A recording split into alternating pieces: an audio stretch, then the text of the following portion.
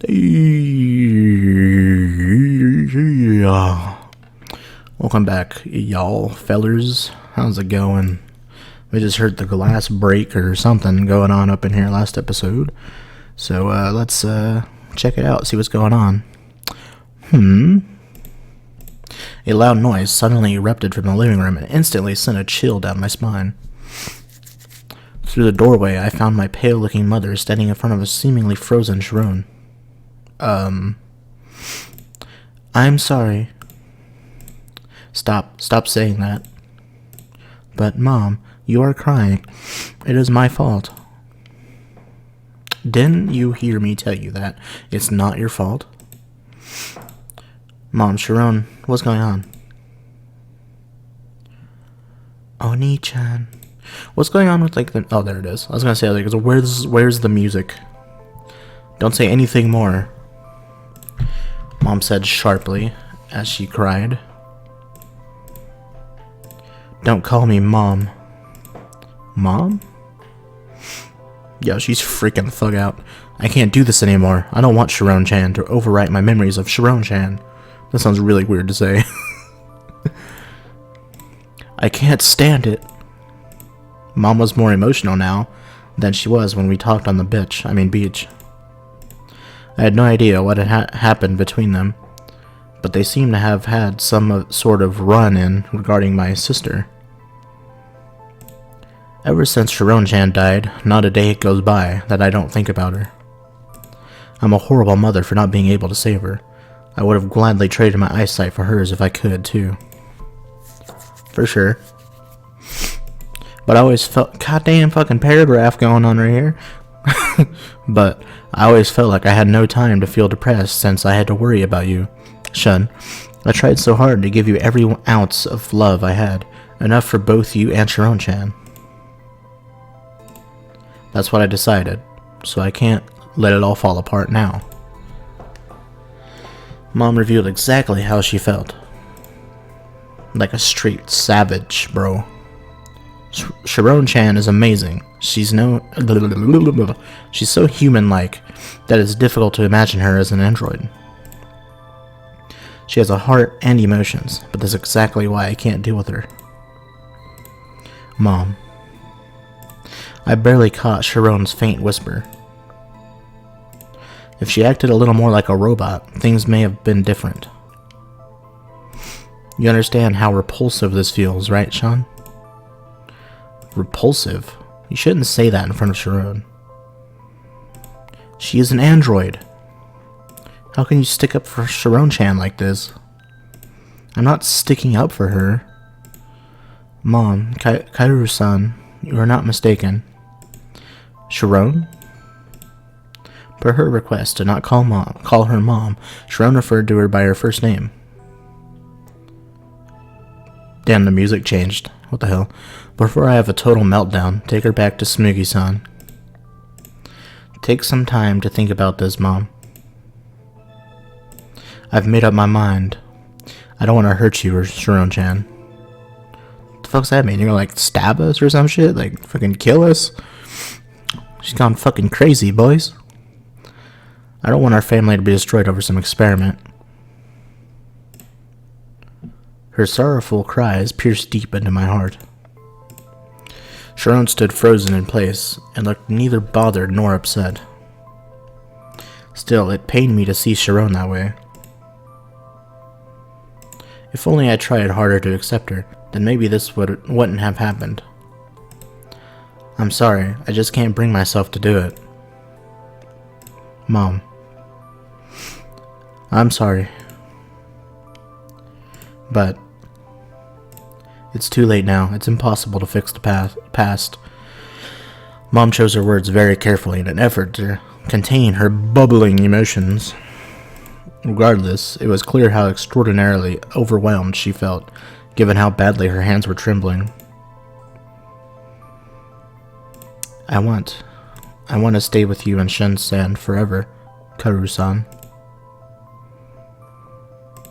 That's impossible. Mom quickly blurted out from underneath her breath, yet refused to make eye contact. I am sorry. I'm Spider-Man. I'm sorry, sir. With that said, Sharon went silent. Mom? After a short silence, Mom left the house. A little while after, the door closed behind her. Sharon walked toward the entryway. Don't, Sharon. But... I'll go get her. Wait here for us.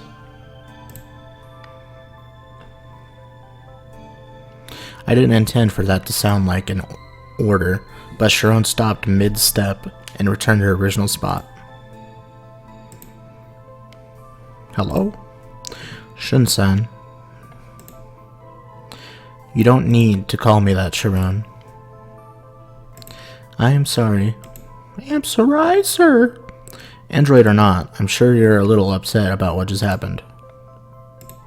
It was my fault. Sharon stared at me, her deep gaze looking more serious than depressed. Mom assigned the cleaning to me, so... I noticed some dust had collected around Sharon-san's photograph, and when I went to wipe it off... Yeah, I get it. You don't need to say any more. Yes. That was more than enough of an explanation for me to guess how Mom must be feeling. This android thought she was my little sister, so it wouldn't be unusual for her to think of a memorial portrait as nothing more than a simple photograph. I was internally kicking myself for not being around where such an unfortunate misunderstanding like that could occur. I am sorry, Oni-chan. Sharon apologized over and over like a broken record player. I met with Sarah and asked her what would happen to you if we were to give you up. She said your memory would be reset and you wouldn't be yourself anymore. Is that so? Sharon replied flatly, as she always did, seeming unsurprised by this information. How do you feel about it, Sharon? It is out of my hands. I have no choice but to accept any and all decisions you and Mom come to. I cannot cause any more trouble for Mom than I already have, either. Really? Yes. She didn't shed a single tear, nor did she appear to be bothered by the idea of her possible demise. I guess she really was an android. But I may have wanted to spend some more time with you, Oni-chan. However, I cannot disobey the 3 laws, so I will follow my orders. I do not wish to do anything that could hurt anyone. If I am defective, it would be best if I were called. You aren't defective. Hearing you say that gives me immense peace of mind. Sarah-chan as well. What should I tell Sarah? I just talked to her, but I obviously wasn't expecting anything like this to happen. I was under the impression that Sharon's arrival had opened Mom's heart, but it simply drilled a hole straight through it.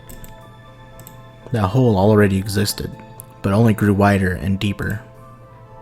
I've got to go look for Mom now. The fuck? Why is there like... Oh, what? Oh, okay.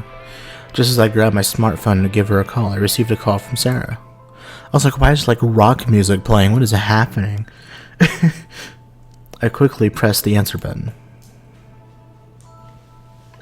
Hello? Shin, where are you right now? I'm home at the moment. I'm in a bit of a rush, so I'll call you back later. I'm in a bit of a jam myself. Kaoru-san is being taken away in an ambulance right now. Huh? I was so shocked I nearly dropped my phone. I happened to notice her and she looked to be in a great deal of pain by the facility. I'd like you to come to the hospital as soon as you can. Think you can get here soon? Hey Shun, are you listening? What was that? I'm getting a vehicle ready for you, so wait out in front of your house. We're at the Inokata General. The ER is in the Kagami Island branch. If you give them the name, they should bring you here. Got it. Thank you, sir. Just get here as quick as you can. I'll be waiting. See you. Sharon could tell by now how I was acting that something was wrong and looked at me anxiously. I'm going to see Mom. Could I get you to stay here and watch the house while I'm gone? Understood. Sharon suppressed her concern for Mom and gave me the shortest reply she could manage. Her slightly watery eyes gave away how uneasy she felt. Be careful, Oni-chan.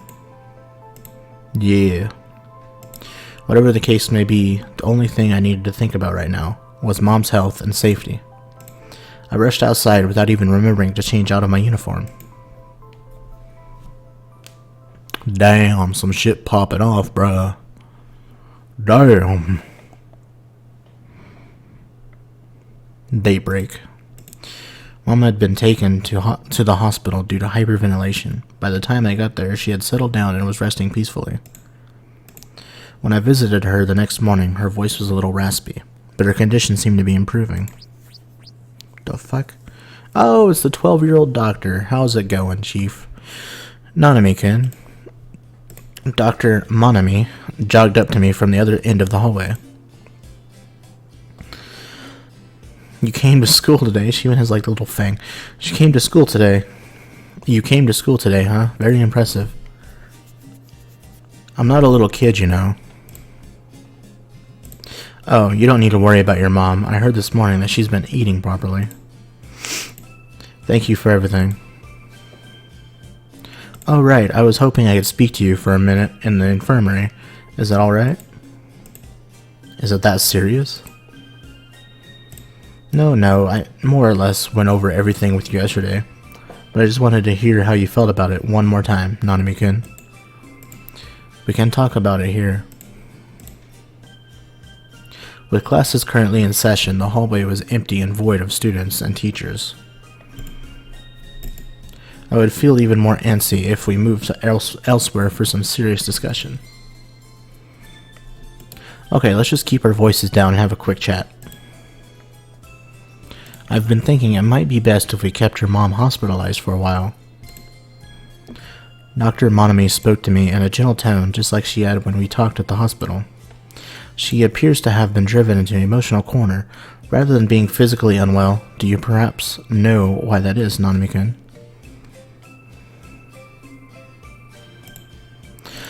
More or less.